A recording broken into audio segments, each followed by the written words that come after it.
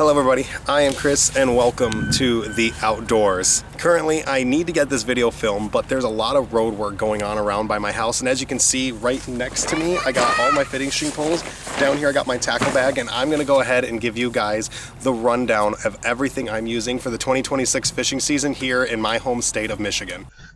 So as you can see, I got a lot of different poles here, as well as a net off to the side. So I have a lot of different poles here, ranging from some spinning reels that we're going to start off with, and then we're going to go all the way over to the specialty poles I have over here, and we're just going to run through them as best as we can. Alrighty, so first up on the list of poles right here, we have Ugly Stik GX2 that's currently sporting out some lightweight monofilament on it.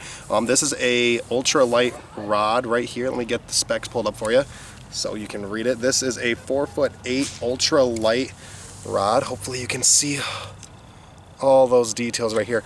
I use this pole mostly for any small jigs or anything that I'm tossing around. Some structure or creeks, rivers is what I plan on to. There's a couple spots I found this year where this will become relevant. Next up we have from 13 Fishing, we have their Void pre-made combo. This is a, like I said, 6'6" medium combo. I have this currently set up with a Topwater Company snap swivel with 20-pound braided line. This one has been mostly my go-to for, I have a pre-rigged drop shot on a barrel swivel that I can clip onto this that I've used a few times. And I've also put on my spinner baits on this if I need to be a little bit different on the approach. If I'm just trying to bomb out a spinner bait along some cover, this has been my go-to for that. I've enjoyed it so far. I had to move the reel from the left side over to the right for myself because I prefer reeling everything on the right. Really have enjoyed this pole so far from using it. Next up on the spinning rods, I have my go-to personal one that I use for everything. This is a very old Okuma Stinson SI40 reel on a Mitchell long shot rod. So this rod is a medium action, it's just a medium rod, 6 foot length. This is a Mitchell long shot. I've had this rod and reel for a while. I think this used to be one of my parents's and they just kind of let me have it. I currently have this set up with some decent weighted braid on here as well, with a snap swivel up top. This is one of my go-tos that I always keep on my fishing bag, and I use it for just about anything because I can put about anything on it and it'll run a topwater, it'll run it. If I'm on a quick to go, this is one of the ones I always have with me. Next up on a Shakespeare Synergy rod, this rod is 6 foot medium action, Shakespeare Synergy on an Eagle Claw Sin 20 reel. So this is the main reel. This is one of my topwater setups. I have 20-pound braids set on this thing. I also, on it, right up here, as you can see, I am running a Topwater Company snap swivel on this. So this is my go-to topwater rod for my spinning setup. This is meant for my lighter topwaters that I do have that I'll show later in this video.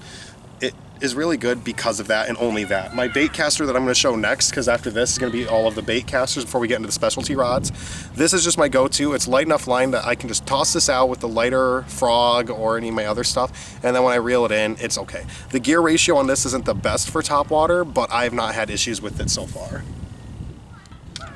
Alright, we are moving on to the bait casters now, and we're going to start off by transitioning from the Topwater spinning rod to my Topwater bait caster. This is a pre-made Proficiency Retro combo.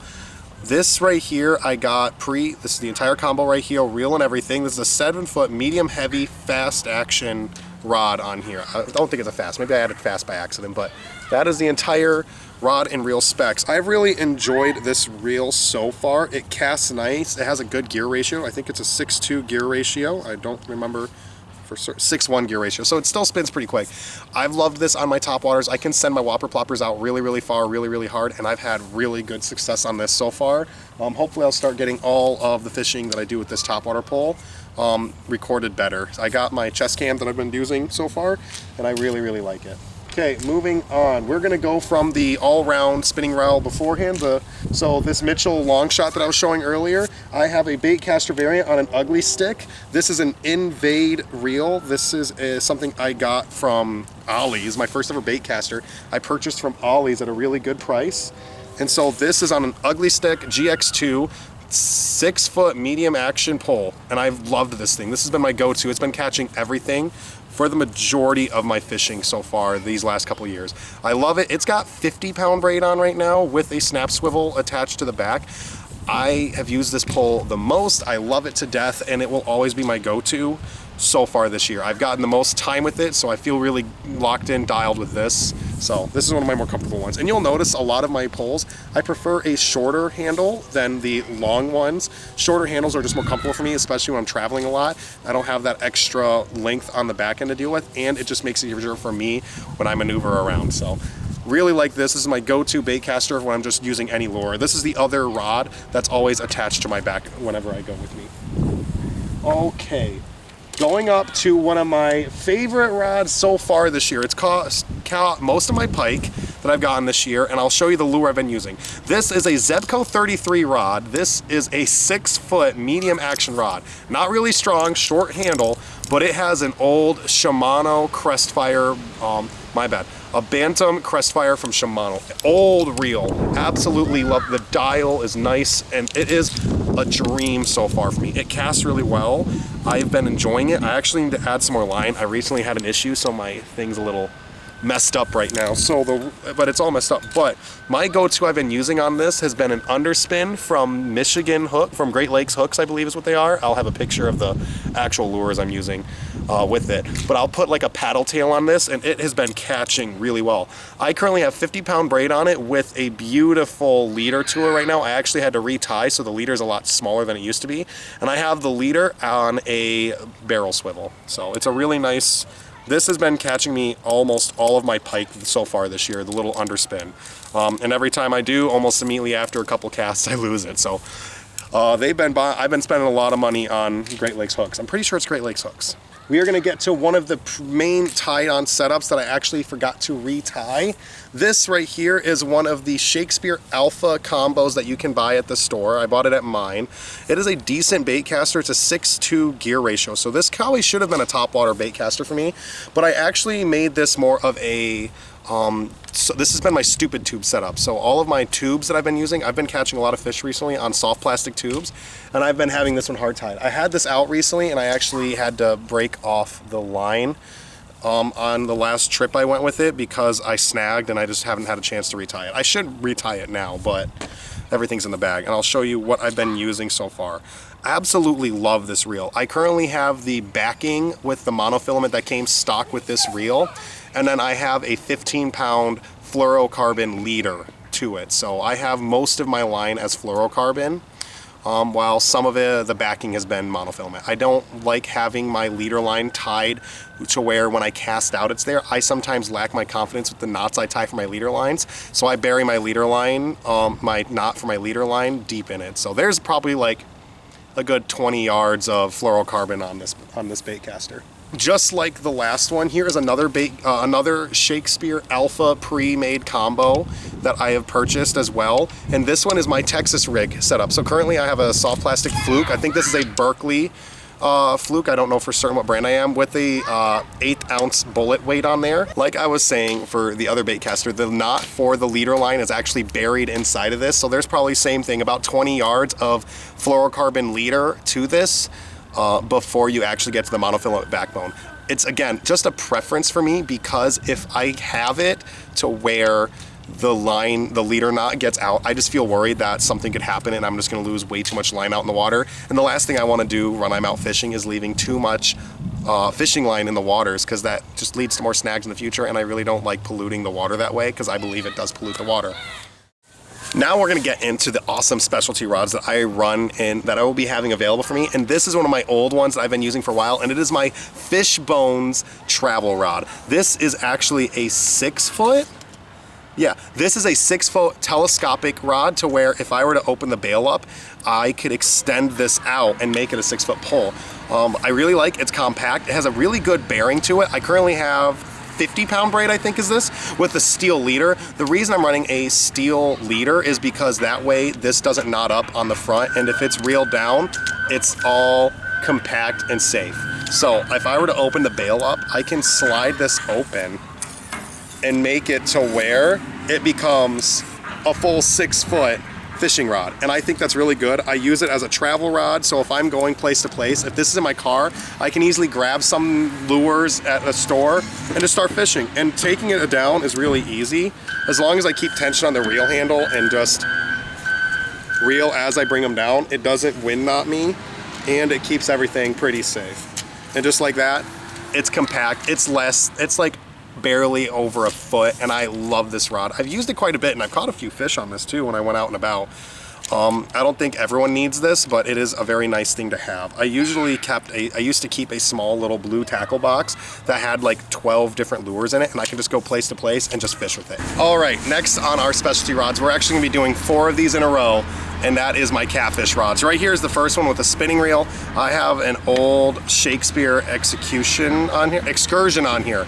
Really nice thick reel. I got 50-pound braid on this right here, and it is on a Bite Alert rod that I also got from Ollie. So when I first was getting into catfishing, this is what I was running. So it was a great rod. This is a 7-foot medium heavy action, and I have loved this rod every single day. Obviously, I'm running a nice little octopus hook or circle hook, and I am running a 2-ounce weight. Where I mostly go, a 2-ounce weight seems to be pretty good. This allows this about almost a foot of lead line after the weight to kind of let the bait float or do whatever it needs to. I've absolutely loved this rod. It's been doing me really good. It's made by Zebco, by the way. The Bite Alert line, it is made by Zebco, and it's a great fishing pole. I've used it for a couple years now, and I've had no complaints. And it's a tall pole. It is a very, very, very tall pole, but it's not the tallest one I have.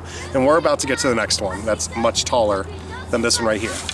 Right here is one of our first of the Berkley Big Game Power Series poles. This is another this is an 8-foot pole, so this thing is much taller than me. Same general setup. I have the 2-ounce bank weight with the octopus hook on the back, but this is running a Shakespeare reel on here. I don't know exactly which one. The only numbers I have on here is probably the serial number. I got this, I think, at Walmart. Don't know for sure. 50-pound braid, same thing. The drag system's actually down here, so if I have to do it, I have to crank this down to use it, and there's a bite thing right here on the bottom that allows it to be more free running, but I don't like using that often. There's a little switch right here in the back that can flip over for easy bites, and then this is your drag right here, and then this up here does nothing, really. It doesn't do much. It's a useless button. I don't know. It might have a purpose, and I just don't remember what it does. But this has been one of my other go-to rods. It does not carry as much line as everything else does. So 50-pound braid, but I can cast the first rod I showed you on that Bite Alert rod with the Shakespeare. That definitely casts a lot further than this rod. Okay, next up we have our Ugly Stick Catfish series. This is a casting rod with a nice shoreline reel on it. It has a line counter on it. I use this every once in a while if I know I need to track it. 50-pound braid. This thing is fully spooled up right now. I really like this reel for what I'm using it for. And the rod right here is a 7-foot medium heavy casting rod. I really like this rod because it has that hook in the back for whenever you're casting, so I can just use my thumb to hold onto the line here, and then when I send it, everything's good. I have to make sure I turn all the stuff off because of the line clicker. If you cast when the clicker's on, you'll just hear the entire drag, and I think that affects the cast quite a bit. But I've been enjoying this one. I like being able to see how far my bait is going, so I've definitely liked this Magda Pro from Okuma. Okuma's one of those underrated reel brands that people just don't think about. And finally, the last pull on my catfish series is one of the more recent ones I got. I got this brand new Zebco 888 on my birthday, and it has a wonderful little Bite Alert on the side. A very nice reel. I love the handle size on it. I kept the stock 25-pound line on this. I don't know if the line is fluorocarbon or monofilament for sure. It did not tell me, but I kept the stock line on it. I don't like relining Zebcos that much. Like these covered spin cast reels, not one of my favorites to reline, but you know what, it's fine. Brand new hook on it, 2-ounce bank weight. I gave this one a lot more leader line. I think this is almost 2 to 3 feet for sure of lead material before the weight. So this right here is a 7-foot medium heavy pole with a beautiful Zebco reel on it with the stock reel. I have given it a couple test casts before I put the hook on it, and it can do it's casted pretty well as long as I'm making sure I get my technique right. Hopefully I'll be having a catfish video coming out soon where I cast all 4 of these rods I just showed you. But I've absolutely loved this rod so far, and I haven't even used it yet. I plan on using it very, very soon. Obviously, one of the main things you need is a net. So this is just a cheap little Frabill net that I've had for a while now, and like I'll let everyone know right now, none of this stuff is sponsored. This is just personal stuff that I use, and like I don't have any sponsorship with KastKing, but I am using a KastKing bag because I got this for a good deal. I have an Eagle's Claw measuring stick along the side, and I sometimes try to see if I can fit the net along here, but the net doesn't like fitting through this, so I have to like shimmy it towards here and here, so I can have both a net and my measuring board with me. And then there is 3 main pockets. You have your bottom pocket where all the tackle box trays are. I have this main zipper pocket up here that holds a couple terminal tackle things that I can show you in a bit. And then the 4 pockets, my bad. It has this little tiny zipper pocket up here, which I use to hold my gloves, my scale, and a stringer in case I need to keep. If I'm at a spot and I want to keep some fish, I keep a stringer in there just in case. And then you have your main bucket storage right here. I call it a bucket storage because it's a bucket of storage. One last cool thing, they do have a little side zipper compartment, Velcro compartment. I keep my fishing license in here, so that way if I have my bag with me, I have my fishing license, so if I ever get checked by the game wardens, I'm ready to go. There is a little Velcro pocket here that I keep a pair of scissors, tweezers for if I have to really try to pop some fish in case I really have a hard time, and I keep an extra measuring tape because my Eagle's Claw board only measures up to 18 inches, and this I think goes up to 35, so this little sewing machine like tape measure has been really useful for that right there too. Let me go ahead and unpack this, and then now let's get into the tackle box. For the tackle box, it's going to be a pretty simple stuff. So we're going to go compartment by compartment. So we're going to the top compartment right here. I do carry quite a bit of extra fishing line. Oh.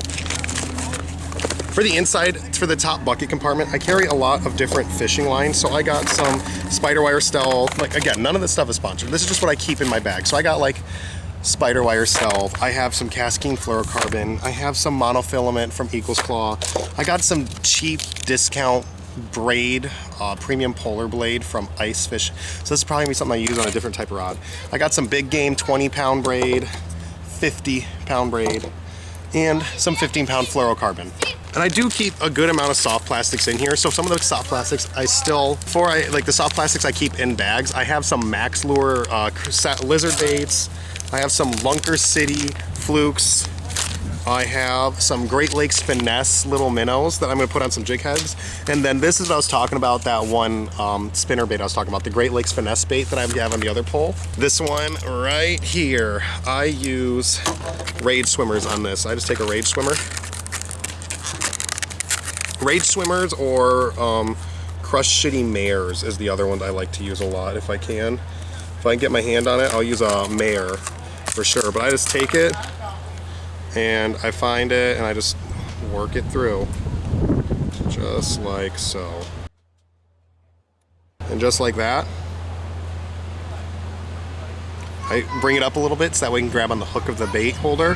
And there we go, this thing is set up. I also use these, I got this off of Amazon. It is just a tube jig set.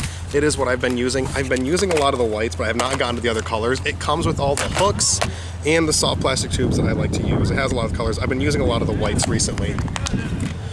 Okay, I have a little Catfish terminal tackle box that has all the circle hooks and all my bank weights. That is another little box I keep in here. I have a tackle box that just holds all of my spinner baits that I like to use. They are very good. A tackle box with just all of my terminal tackle in here, all the hooks, lures, leaders, and everything else I need, sinkers. And then I also have another tackle tray filled with different soft plastics in here that I use all of the time. That is the main compartment. This is the big bucket compartment, and I just keep everything in here as best I can.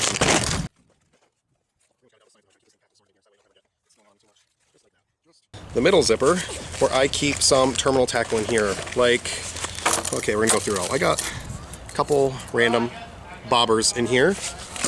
I got a couple different packages of some hooks in here. I got some Big River Baits hooks. I got some offset worm shanks and a few regular Eagle Claw bait holder hooks. Assortment weights. And then again, not sponsored by Topwater Co., but I do have a couple packages of their topwater clips, and then some extra skirting material for spinner baits and stuff like that. And then finally we get into the final bottom portion of our tackle bag. That is the tackle trays on the bottom. So we're gonna just bring out all 4 of them in one go, carefully. kind of collapsed down on itself a little bit. Alrighty, so we have our first tackle tray. This is a bunch of my light finesse lures in here. So you're gonna see a lot of rooster tails, a lot of little mini topwater jerk baits, some small Z-Man buzz baits, a little miniature spinner bait in here. Just a bunch of small, easy to use lures is what's in this first tackle tray that comes out every once in a while. Next up, this is more of our hard baits and buzz baits in here, and plus my pre-rigged line for that drop shot I was talking about. I have an EWG hook on here with a small, tall sink with a split shot sink, not split shot. I got some jigs in here, hard baits, all that. All right, next up is our topwater box. All of the topwater needs are in here. Some of the smaller baits in here that the bait caster can't throw because they're a little light. Some whopper ploppers, all these wonderful topwater baits. This is why I have a spin cast rod.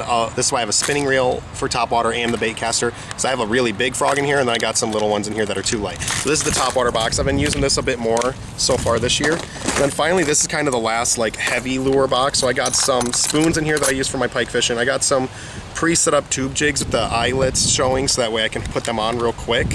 I have a couple terminal tackle pieces in here too if I can't get to my other one, and some wonderful little twitch baits up here. So yeah. Oh, and the nail clippers is really good at clipping monofilament and fluorocarbon line without any issue. It's like a quick, easy clip, and it's good. So that's why I keep a pair of nail clippers in here. And this is one of the black, and one of the Great Lakes finesse lures. This is the black-headed one. I have been using it a lot. So I mean, Great Lakes Lures, if you want to sponsor me, I will not argue with that. I use your guys' stuff a lot. And then finally, the last thing that I do keep in my bag that I forgot to talk about, and this is what I use a lot with my catfishing, this is just an Ozark Trail rod holder. It is just sticking in the dirt, the sand, whatever the bank is, and then I can take my catfish rods and put it in. Granted, it doesn't fit the entire pole, like hail in there really well like my other ones do, but it's enough to where it keeps it upright, and then when I do get a hit, you can see it, and it doesn't really get pulled out of the dirt easily. So yes, this is the loadout I am running for 2026. This is the bag, this is the rods, the reels, everything that I use for fishing this year. I'm really excited to get out there, and I wonder what you guys think about what I have in here. Is there any setups that you didn't think of before? Something that I should consider trying or put together? Is there anything I should try to get in the bag? Or if there's any more questions, I'm happy to answer them. So yeah, thanks everyone for joining me on the outdoors, and I'll see you next time.